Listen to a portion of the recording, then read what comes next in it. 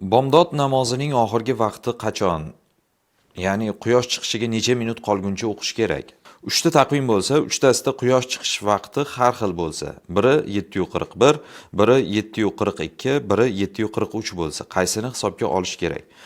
Va shu kungi bomdod namozini 7:42 da o'qib tugatgan bo'lsa, namoz buzilgan hisoblanadimi? Bismillahirrohmanirrohim. Alhamdulillah va salatu vassalamu ala rasulillah.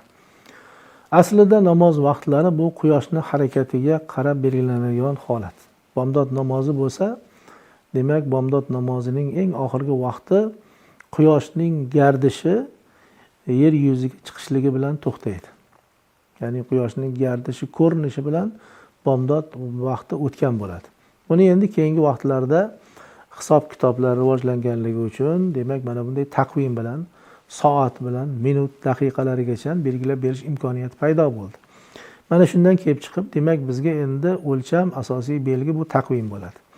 Endi bu kishining qo'llarida turli tuman taqvim, hozirgi aytgandek 1 daqiqa oldin-ketin bilan yozilgan bo'lsa, tavsiyamiz shuki, birinchi navbatda O'zbekistonda mana O'zbekiston musulmonlar idorasining taqvimi bor.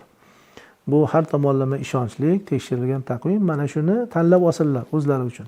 Va shunda ko'rsatilgan vaqtgacha namozni ado etishlari kerak bo'ladi.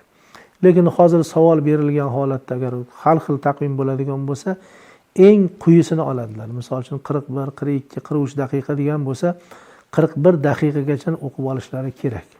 42 daqiqada o'qiyotgan bo'lsalar, bu namoz bo'lmaydi. Uni endi qazosini o'qib olishliklariga to'g'ri keladi. Vallohu alam bis-savob.